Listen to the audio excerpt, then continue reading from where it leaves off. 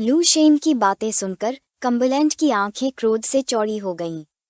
एक उग्र भाव के साथ वह लू शेन को घूरने लगा और पूछने लगा कि उसने अभी क्या कहा था। डर या पश्चाताप महसूस करने से दूर, लू शेन ने अपना हाथ अपने चेहरे पर रखा, जमीन की ओर देखने लगा और हंसने लगा। उसने तय किया कि अब भेष उतारने का समय आ गया है। उसने पार्टी में भाग लेने के लिए पहने गए सुरुचिपूर्ण कपड़ों को उतार दिया, जिससे उसकी सामान्य पोशाक सामने आ गई। लू शेन ने अपना हाथ मार्शल संतों के टॉवर की ओर बढ़ाया और मुस्कुराते हुए लड़ने के लिए तैयार एक शक्तिशाली ऊर्जा को छोड़ना शुरू कर दिया। लिन वैनवेन की मां का ध्यान हमारे लड़के पर केंद्रित था और उसकी आंखें आश्चर्य और भ्रम में चौड़ी हो गईं। वह सदमे में थी क्योंकि उसने कभी उम्मीद नहीं की थी कि हेरोल्ड का भतीजा वास्तव में भेष में लू शेन था। हमारे लड़के की आंखें आत्मविश्वास से चौड़ी हो गईं। उसने ध्यान केंद्रित किया और अपनी मुट्ठी में अमर कोशिकाओं की शक्ति को इकट्ठा किया। और जब वह एक शक्तिशाली ऊर्जा छोड़ रहा था जो सबसे शक्तिशाली योद्धाओं को भी अपने घुटनों पर गिराने में सक्षम थी, तो उसने मार्शल संतों को घूरना शुरू कर दिया और एक मुस्कान के साथ बताया कि उसकी योजना का पहला भाग टॉवर को नष्ट करना था।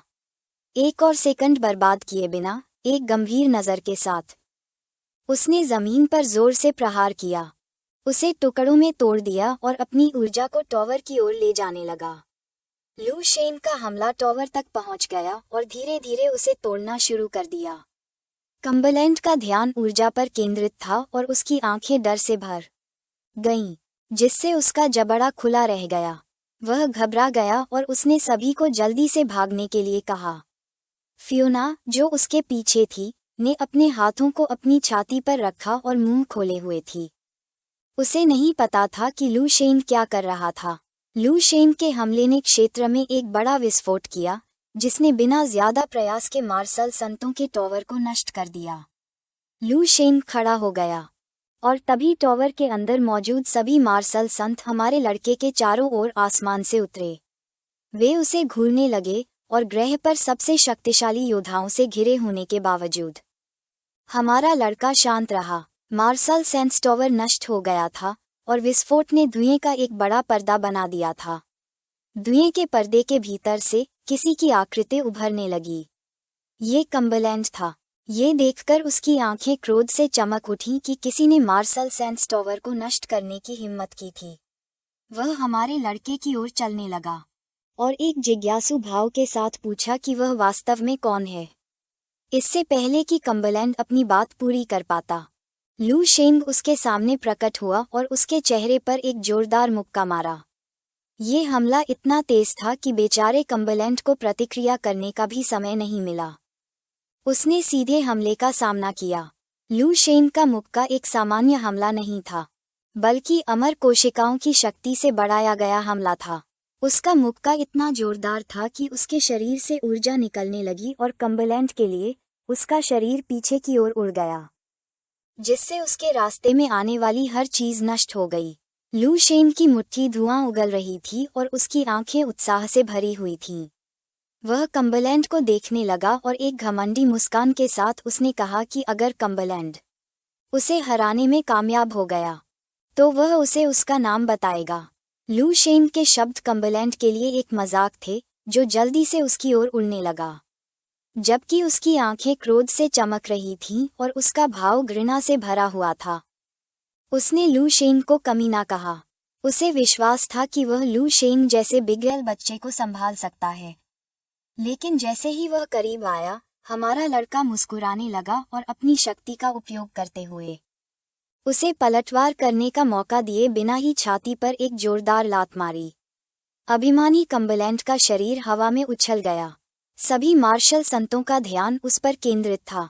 उनकी आंखें आश्चर्य से चौड़ी हो गईं और उनके जबड़े खुले रह गए। कम्बरलैंड, जो हवा में था, उग्र निगाहों से मार्शल संतों को देखने लगा और पूछा कि वे वहां खड़े होकर क्या देख रहे हैं। उन्हें मदद के लिए आने का आदेश दिया।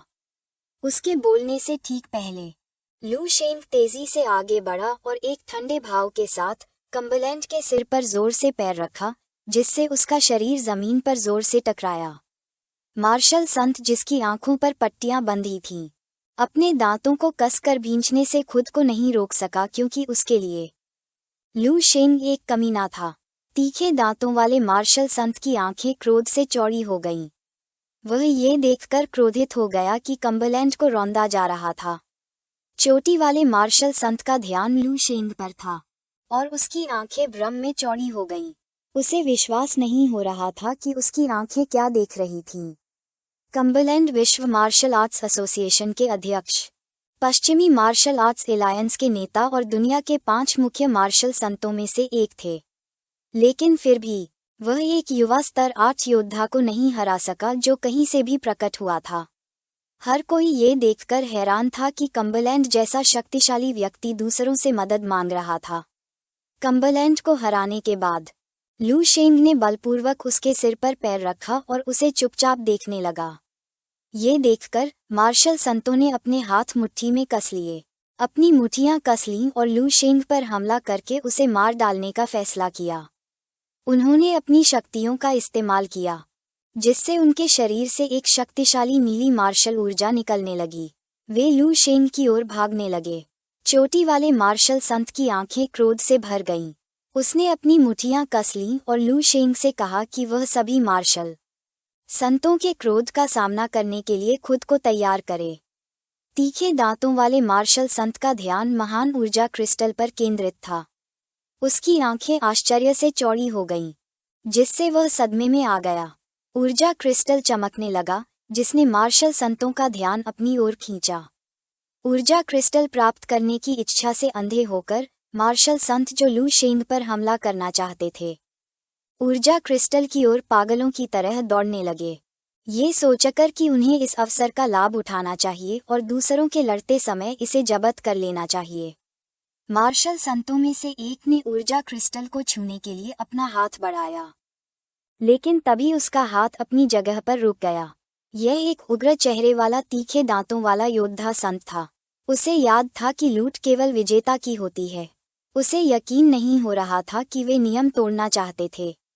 उसने खुद को दृढ़ संकल्प से भर लिया, आगे बढ़ा और अपनी पूरी ताकत लगाकर लू शेंग पर हमला कर दिया।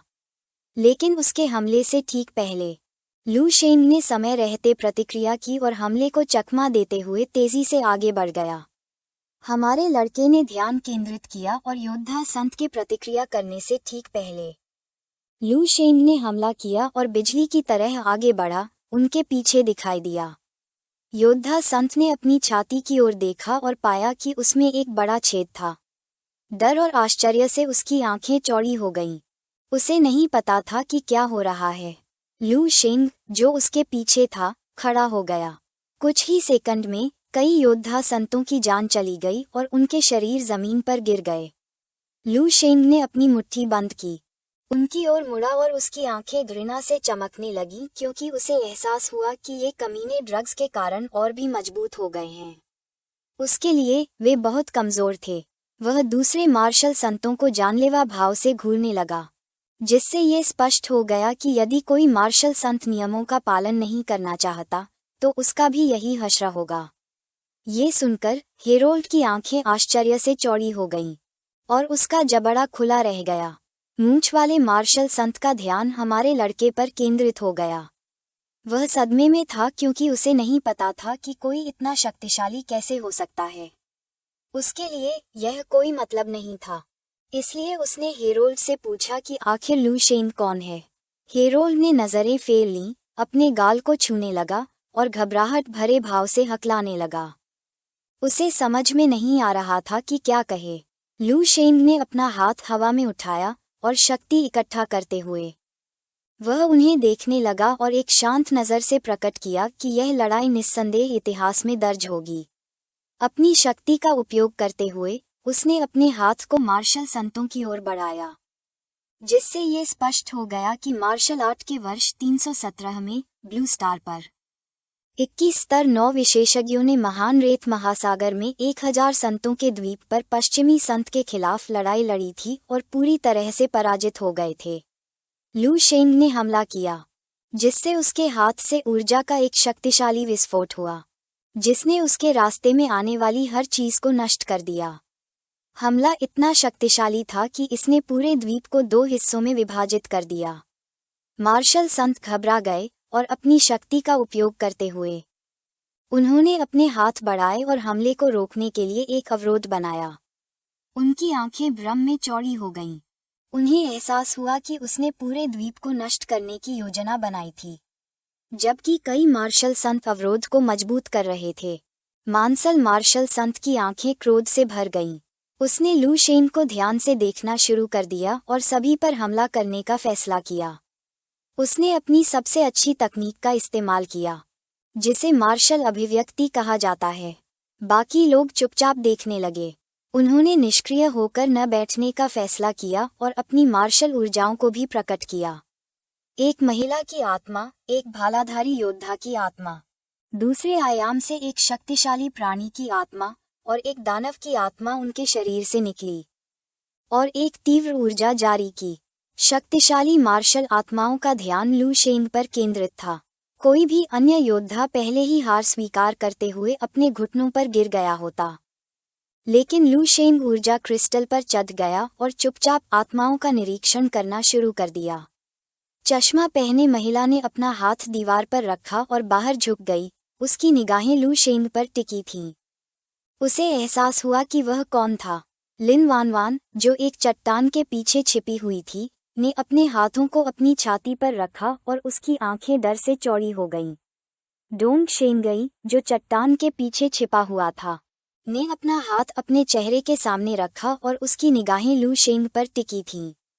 उसके लिए यह आश्चर्य की बात नहीं थी कि लू शेंग ने उनसे पीछे हटना शुरू कर दिया था।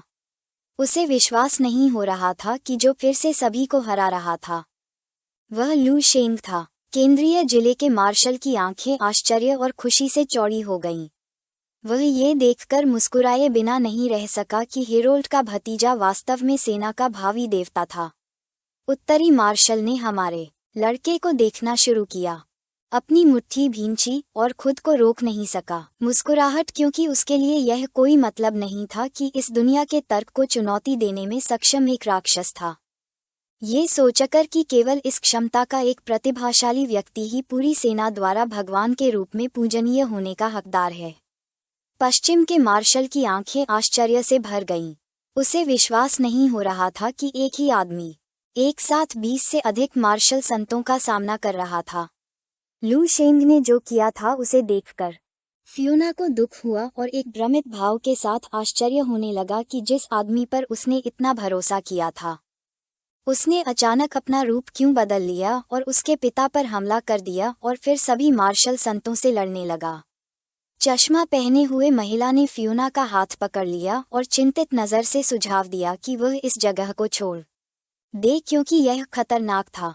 लू शेंग, जो ऊर्जा क्रिस्टल के ऊपर खड़ा था, चुपचाप जमीन को देखने लगा।